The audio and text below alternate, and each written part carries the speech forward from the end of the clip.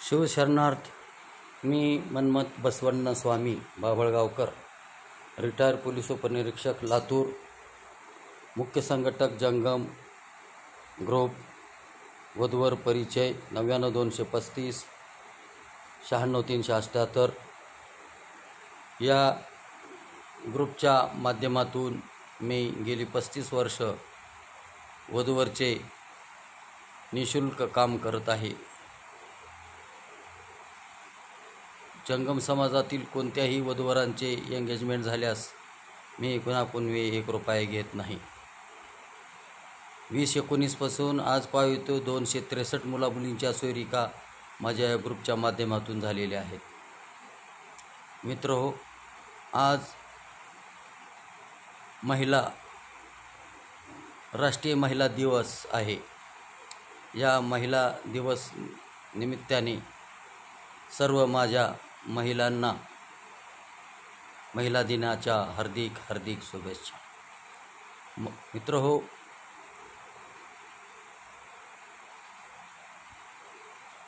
आज दिवस महिलांसाठी खूपच महत्त्वाचा दिवस आहे. एक महिला कशा पद्धतीनं जीवन जगते. महिला एक कुणाची तरी पत्नी असते, कुणाची तरी मुलगी असते, कुणाची तरी आई असते, कुणाची तरी मुलगी असते आणि शेवट कुणाची तरी माता असते. अशा पद्धतीने महिलेला एवढं महत्त्व आहे.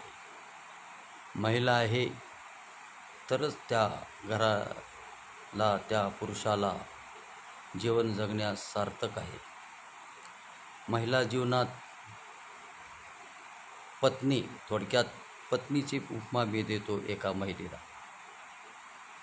पुरुषाची पत्नी म्हणून त्या पुरुषाच्या सानिध्यात ती महिला असेल, त्याचं जीवन सुजलाम सुफला बनते. त्यामुळे त्या महिलेला त्या घरातील सर्वांनी व पती म्हणणाऱ्यांनी चांगली वागणूक द्यावी. तिला कधीही नाराज करू नये आयुष्यभर. कारण तिने आपल्यापासून मुलाला जन्म देते. नाव आपलंच असतं, आपल्या नावाचं कुंक तिला असतं. सर्व काही आपल्यासाठी करते ती. आईवडिलांनी जन्म दिलेला मूळ आईवडिलाचा संबंध तोडून नवीन पतीसोबत एक वेगळं आगळं नातं बनतं आणि एक संसार थाटामाटात करते. आणि अशा पद्धतीने ती संसार करण्यास वाटचाल करीत असते. मित्रहो, एखाद्या महिलेचा पती जर दारुडे असेल तर त्या महिलेच्या व्याधी बघा किती बिकट असतात. पावलोपावली आलेले कमविलेले पैसे अर्धे दारूत घालतो आणि संसार, घर कसं चालावं हे महिलेला संकट असतं. मग हळूहळू 1-2 लेकरं होतात. ते लेकरं शाळेत जातात. त्या मुलांना कपडे मिळत नाहीत, शाळेतली फीस द्यायला पैसे वेळेवर मिळत नाहीत. तो दारू पिऊन येतो, आलेल्या पैशातून काम करतो आणि घरी मारहाण करतो. मग किती प्रसंग त्या महिलेवर असतात. म्हणून माझी विनंती आहे सर्वांना की महिला एक पुरुषाच्या जीवनातील एक महत्त्वाचा आधारस्तंभ आहे. म्हणून त्या आधारस्तंभाला कधीही दिष्ट लागू देऊ नका. ते एक आपल्या घरची लक्ष्मी आहे. त्या लक्ष्मीला कधीही नाराज ठेवू नका. महिला म्हणजे एक घरची चांगुल पावलाने आपल्या घरात प्रवेश केलेली असते. त्या महिलेमुळे आपलं घर भरभराटीला येतं. बघा, लहान मुलगा जर रडतो तर तिचं लक्ष सगळं त्या लहान मुलाकडं असतं आणि त्या लहान मुलाला लगेच काकेत घेते. त्या लहान मुलाला काकेत घेते आणि तिला स्तनपान करते. आणि अशा पद्धतीने महिला आपल्या बाळाला संस्कारित बनवते. अशा पद्धतीने त्या महिलेला सुखदुःख उन्हाळे पावसाळे खूप भोगलेले असतात. म्हणून त्या महिलेला कधीही दुःख देऊ नका. महिला एक नारी आहे. महिला जर बऱ्याच ठिकाणी काही महिला ग्रामसेवक असतात, काही शिक्षिका असतात, बऱ्याचशा महिला शिक्षिका असतात आणि ते लहान मुलाला आपल्या घरच्या घडवीत शाळेतील मुलाला पण ज्ञान द्यायचं काम करतात. त्या मुलाचं सांगण स्वपन अशा पद्धतीनं महिलेस खूप जीवनासाठी संघर्ष करावा लागतो आणि त्या महिलेला जीवनामध्ये प्रत्येक पावलाला ठेच लागते. ती अडकळत कशा पद्धतीने संसार चालविते आणि त्याच पद्धतीने जर एक मुलगा असेल, त्या मुलाला एक मुलगी आणि एक मुलगा असेल, मग आजोबा आणि आजी जर घरी असतील तर बघा त्या लहान बाळास मुलीस किती प्रेम करतात सासू सासरे. म्हातारपणी सासऱ्याचा मित्र म्हणजे पुतण्या आणि सासूचा मित्र म्हणजे नात अशी मैत्री नमस्ते. जर आजोबा जर गावाला गेले तर नाताला करमत नाही, आजी गावाला गेली की नातीला करमत नाही. अशाप्रमाणे जीवन घडत असतं, जडणघडण बनत असते. एक रिश्ता प्यार का असा बनलेला असतो. म्हणून असं चक्री संसार चालू असतो. आजोबा ज्या घरात आजी आजोबा नसेल, बघा त्या कुटुंबास किती अडचण निर्माण होते जगण्यासाठी. वैवाहिक जीवनामध्ये खूप अडचण येते सासू सासरे नसतील तर. लहान मुलाला शाळेत सोडायला आजोबा जातो. लहान मुलगा रडत असेल तर आजीजवळ मांडीवर घेते आणि शांत करते. म्हणून आजोबा आजी हे देखील जीवनामध्ये महत्त्वाचा घटक आहे. म्हणून मित्रहो, आज महिला दिनाच्या निमित्ताने महिलाबाबतीत 2 गोष्टी बोलावं असं वाटल्याने आणि आपल्या समाजात बरेचसे गोरगरीब आहेत. जर एखाद्या महिलेचा अर्ध्या जीवनामध्ये जर पती वारला तर तिला बघा किती संकटाला सामोरं जावं लागते. मुलगा पहिलीत असतो, मुलगी दुसरीत असते आणि ह्यांचा जीवन माहेरकडली गरिबी असते, माहेरकडले काही आधार देऊ शकत नाही. अशा बिकट कंडिशनमध्ये ती संसार करत असते. शेजाराची भांडीधुनी करणे, स्वयंपाक करणे, खाजगी नोकरी करणे, असे अनेक जसा मिळेल तसा उदरनिर्वाह करत काम करत आपल्या संसार चालवित असते.